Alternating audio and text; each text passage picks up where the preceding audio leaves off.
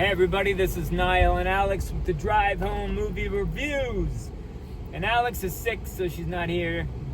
But I went and saw Whistle.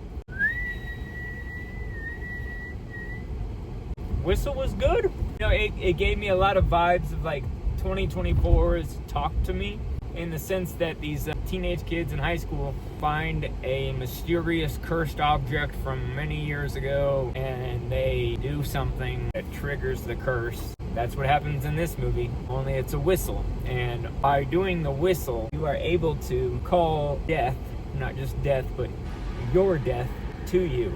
It ends up being that you die much quicker than life had anticipated that you die, because your death comes to you. You die in the same form that you would have died otherwise. Like, that whole concept brought forth some kind of interesting kills in this movie. Like, say if you were supposed to die in a car wreck, but death finds you in your bedroom 15 years earlier, then you will still be mutilated and torn up as if you had gone through the car wreck, but it'll just be in your bedroom and there won't be any cars. Some of these deaths were just so freaking intense. It reminded me a lot of like Final Destination. Like, you kept waiting, like, oh, how is this person gonna die? And then it would also tease it, so it would like show you this image of themselves on their dying door, and then it would go away. And kind of like the movie It Follows, it would like follow this person around waiting to catch them. Quite a few of these deaths were really intense, and that last scene of the movie had me on edge. I was sitting in the movie theater by myself, but I was having to put my hands out. I just couldn't watch it. Quenching my butt cheeks. I don't know, I just found that last like segment of the movie really intense. And then they had like some interesting characters. There was a lot of like originality to this. I will say writing wasn't great. Nothing to write home about. It did its purpose. Like, you understand what the movie was about and what it was going for, but definitely felt surface level on everything. But still, I got to understand the characters and I enjoyed watching the film, and I was rooting for them. One sense in which it's original. One of the characters is like youth minister who sells drugs to kids, responsible for several fentanyl overdoses and a death.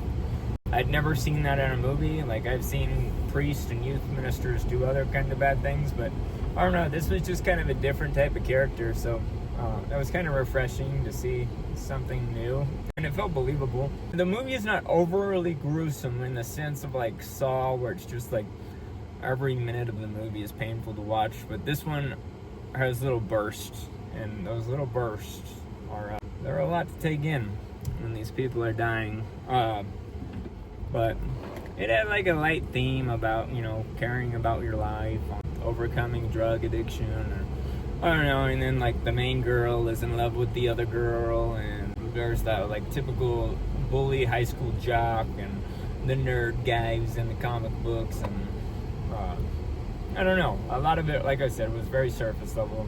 Every scary movie that happened around like 1990s to early 2000s, like I Know What You Did Last Summer. It's like even a group talk where they got together and they're like planning, okay, how are we gonna reverse this whistle killing thing?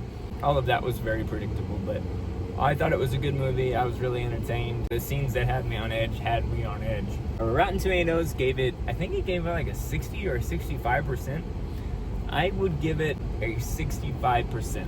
It did not live up to the expectations I had. I didn't have a lot of expectations, but I was kind of hoping for something a little more interesting than that. When I left like the movie It Follows, when I left, even Talk to Me a little bit, that I've just left feeling very satisfied about. Some not even just because they were scary, but like Hide and Seek, I was pleasantly surprised by that movie. This one I wasn't like pleasantly surprised, but I walked away feeling pleasant about the movie. I've not seen any of those actors or actresses, but they all did a good job. I think they had to work with some rough lines. Overall, good movie, 65%.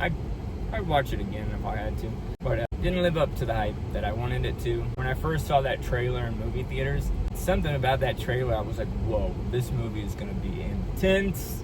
It was not intense. Okay, it was intense. Just was not the caliber of movie I expected it to be. Not sure who the director is, but I would like to see what else they have done, because I did like this. There is a post-credit scene, more like a mid-credit scene, but you stick around and you find out how they're likely going to turn this into a sequel or series, which I fully expected. It was halfway through the movie and I knew they were going to have a sequel set up. So they definitely established that in the post-credit scene. I always say it's worth a watch. You should stick around and watch it. You have to tell us what you think of the movie. I'd be curious to see everybody else's vibing on that movie. I watched a few reviews beforehand. They all kind of said the same thing. The writing was not great. It was the kills were awesome. Viewers did. So I'm not real harsh on movies if I don't have to be. And I can definitely get very obsessed with a movie. But this movie's like dead center in the middle. I think it's good. I would recommend it. I probably won't remember to recommend it. One thing I would have enjoyed knowing before going into the movie was a lot of this was geared towards the kills. I think if you go into the movie knowing that the movie is established so that like some level of spook or fright, but really it's about how is each of these characters going to die. Are they going to die? And we're going to show it to you in every detail.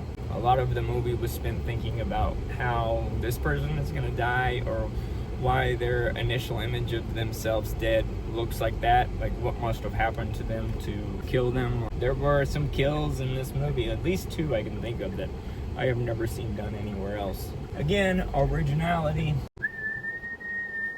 So that's the review. Toodaloo!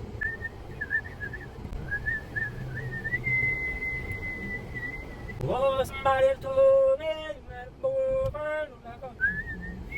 do not blow the old Aztec Mayan whistle. Do not blow the old Aztec Mayan whistle.